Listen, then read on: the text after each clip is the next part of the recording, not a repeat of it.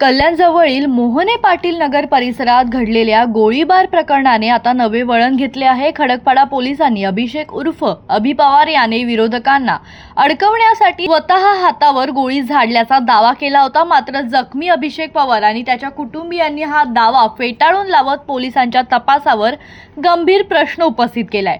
WhatsApp स्टेटसवरून झालेल्या वादातून हा प्रकार घडल्याचं समोर आलं होतं। पोलिसांच्या माहितीनुसार अभिषेक पवार आणि त्याच्या साथीदारांनी मोनू फुलोरे यांचा शोध घेत गोळीबार केला आणि नंतर स्वतःवर गोळी झाडून कट रचला। या प्रकरणी तिघांना अटकही करण्यात आली होती। मात्र रुग्णालयात उपचार घेत असलेले अभिषेक पवारने स्वतःवर गोळीबार केल्याचा आरोप पूर्णपणे नाकारलाय। उलट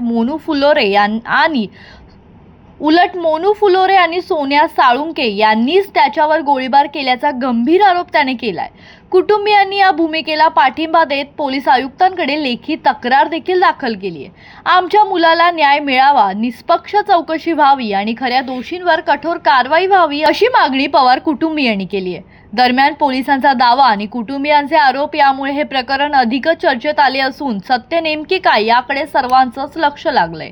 सध्या या प्रकरणात पुढील तपास सुरू आहे।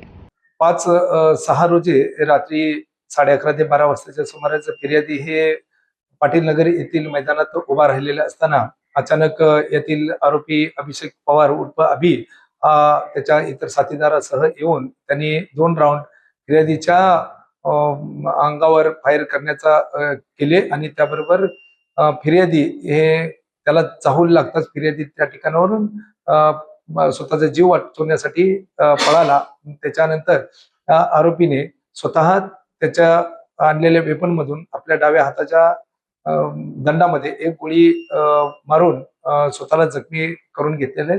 सदर बाबत खडकपाडा पोलीस ठाण्याला जीवे ठार मारण्याचा गुन्ह्याची नोंद आणि इतर कलमान्वये नोंद केलेली आहे। गुन्ह्याचा तपास पीआय आंधळे हे करीत आहेत।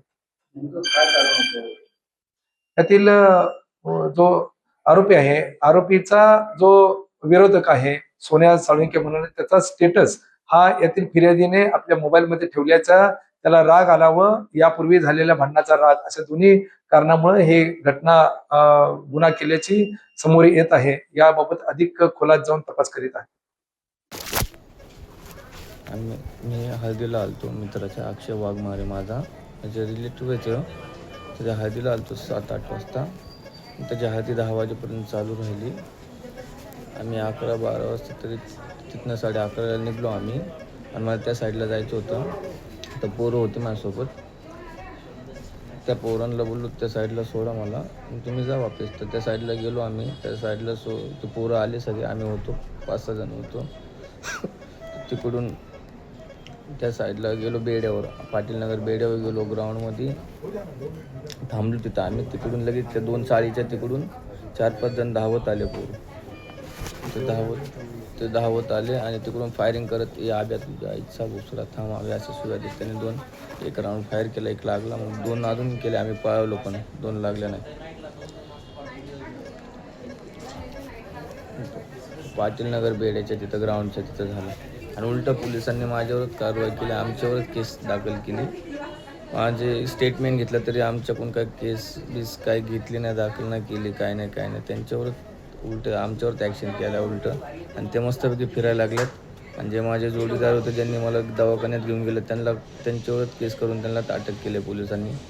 आणि एका लहान पोराला त्यांनी मारून फोटो त्याच्याकडून बयान घेऊन त्याच्यावर पण केस केली। राहुल कांबळे, जनशक्ती, कल्याण।